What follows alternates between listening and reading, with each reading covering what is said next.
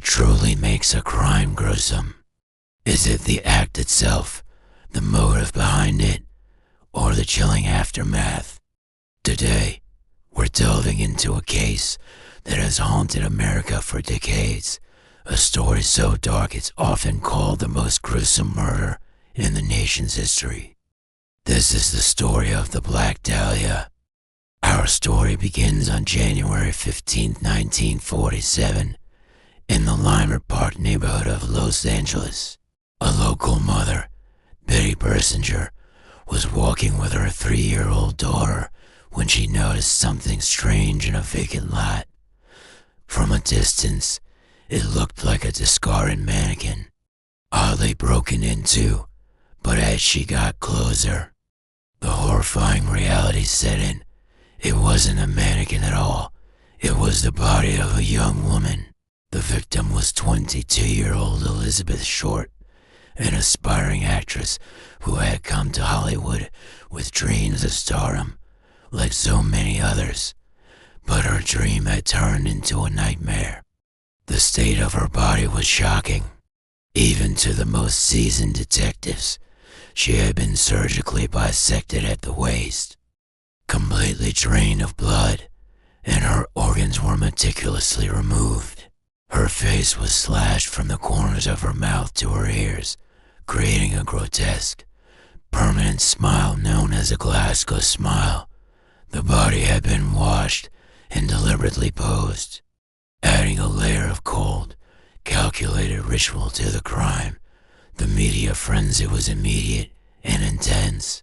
The press, eager for a sensational story, nicknamed her the Black Dahlia, a moniker possibly inspired by a recent film noir, The Blue Dahlia, and her preference for black clothing.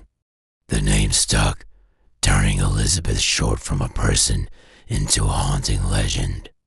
Her life story was picked apart and often sensationalized. She was portrayed as a mysterious femme fatale, a naive small-town girl, and everything in between. The truth was likely much simpler. She was a young woman trying to find her way in a tough city. The Los Angeles Police Department launched one of the largest manhunts in its history. Thousands of leads were pursued, and hundreds of potential suspects were interviewed. The investigation was a massive undertaking, but it was plagued by false confessions and dead ends. Over 60 people, mostly men, confessed to the murder, seeking their own twisted moment in the spotlight. Each confession was meticulously investigated and ultimately dismissed. Wasting precious time and resources, the killer, or killers, even seemed to taunt the police and the public. A few days after the discovery, the editor of the Los Angeles Examiner received a package. Inside were Elizabeth Short's social security card, birth certificate, photographs, and an address book with some pages torn out. The items had been wiped clean with gasoline to remove fingerprints. The package also included a chilling, handwritten note pieced together from newspaper clippings that read, "Here are Dahlia's belongings, letter to follow." True to their word, more letters arrived. A series of taunting, hand-printed notes were sent to the press, claiming responsibility for the murder. The writer of these letters played a cat-and-mouse game with investigators, promising to turn themselves in but never showing up. One letter read, "I will give up in Dahlia killing if I get 10 years. Don't try to find me." The handwriting was analyzed, but it never led to a definitive match. The identity of the letter writer, and whether they were the actual killer, remains a mystery. The list of suspects was long and varied, and it included some of Los Angeles' most prominent citizens. One of the most famous suspects was Dr. George Hodel, a respected physician with a dark side.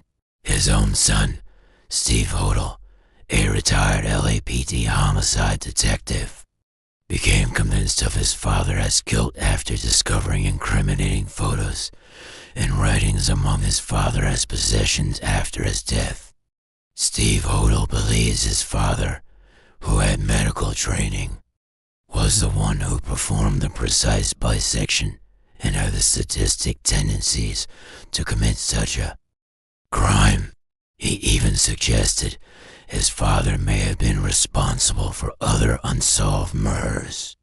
Despite his compelling theory, there was never enough concrete evidence to officially name George Hodel as the killer. Other suspects included mobsters, Hollywood figures, and even Orson Welles, the famous director, based on some very circumstantial and theatrical theories. The case files grew thicker and thicker, but a solid lead never materialized. Detectives grew old and retired, passing the heavy burden of the unsolved case to the next generation. Each new investigator hoped to be the one to finally crack it, but the trail had gone cold. So why does the Black Dahlia case continue to fascinate us? It's a perfect storm of Hollywood glamour, a beautiful victim, a horrifyingly brutal crime, and a complete lack of resolution. It's a real-life noir mystery that feels ripped from the pages of a detective novel. The image of Elizabeth Short, both in life and in death, has been seared into the public consciousness. She represents the dark side of the Hollywood dream, a cautionary tale about the dangers that can lurk beneath the city's glittering surface. The case also highlights the limitations of forensic science at the time. Today, with DNA analysis, advanced fingerprinting techniques, and digital forensics, a crime like this might have been solved much more quickly. But in 1947, investigators were working with far fewer tools.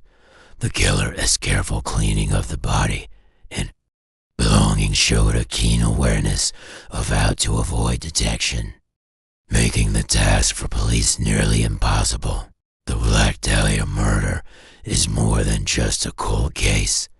It's a cultural phenomenon. It has inspired countless books, films, and television shows. It has become a dark landmark in the history of Los Angeles, a city built on stories. But behind the myth and the gruesome details, we must remember there was a real person. Elizabeth Short was a daughter, a sister, and a friend whose life was stolen in the most horrific way imaginable. Her killer was never brought to justice, and they took their secrets to the grave, leaving behind a legacy of fear and unanswered questions. The case remains officially open with the LAPD, a silent testament to one of America's most haunting and enduring mysteries. Thank you for joining me on this deep dive into the case of the Black Dahlia. If you find these kinds of historical crime stories fascinating, make sure to like this video and subscribe to the channel for more. Let me know in the comments what you think about this case. Who do you think was the real killer? Thanks for watching.